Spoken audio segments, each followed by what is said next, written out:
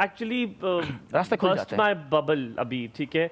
I thought I was knowing everything about, but you have आज actually मैं इतनी खामोशी से आपको सुन रहा हूँ, मुझे अभी थोड़ी देर पीसीआर से भी मुझे कहा प्लीज हैप्पी मैंने कहा I can't be happy because मैं कुछ सीख रहा हूँ और मैं बहुत कीन हूँ कि आपको सुन रहा था सम वेरी गुड इन्फॉर्मेशन।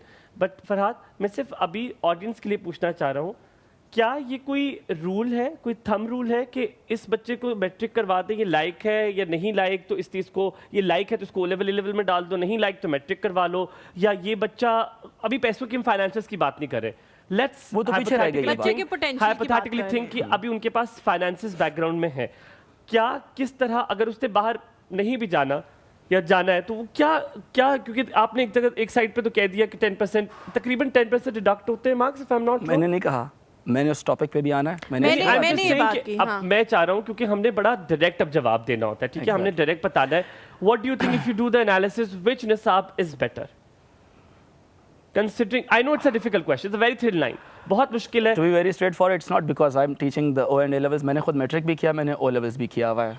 बहुत आपको ऐसा कोई बंदा नहीं मिलेगा जिसने दोनों हाँ, किए हुए हैं, how, right? what? दोनों मैंने किए हुए हैं, ठीक है, अल्हम्दुलिल्लाह। और इन दोनों के बाद मेरे घर के जितने बच्चे हैं उन सारों ने O levels ही किया, levels किसी ने किया, मैट्रिक yes, उसके हाँ। बाद किसी ने भी नहीं किया। अगर उसमें मुझे थोड़ा सा भी फील होता उसमें ऐसी कोई चीज़ है तो Potential हम है करा तो आप लेते, करते। मैट्रिक FSC करा लेते, क्योंकि मैंने बहुत सी उसमें चीज़ें देखी, शायद जिन इदारों से पढ़ा वो उतने केपेबल नहीं थे।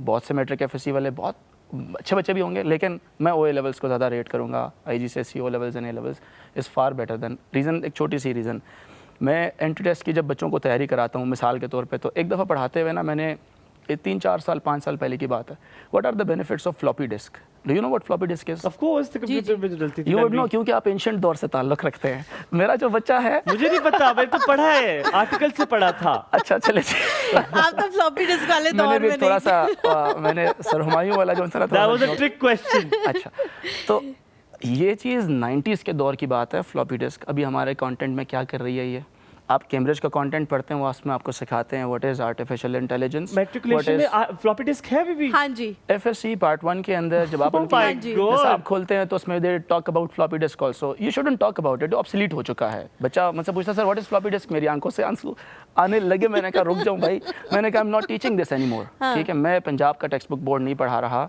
इसको अपडेट होना चाहिए। Artificial intelligence, machine learning, deep learning, cyber security, crypto currency, blockchain, ये हमारा O लेवल का बच्चा पढ़ रहा है।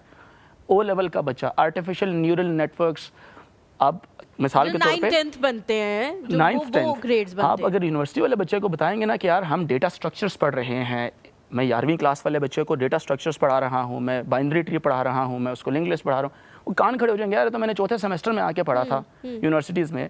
तो मेरा जो OA लेवल वाला बच्चा है ना, वो यूनिवर्सिटी में इतना हैप्पी होता है, इतना हैप्पी होता है।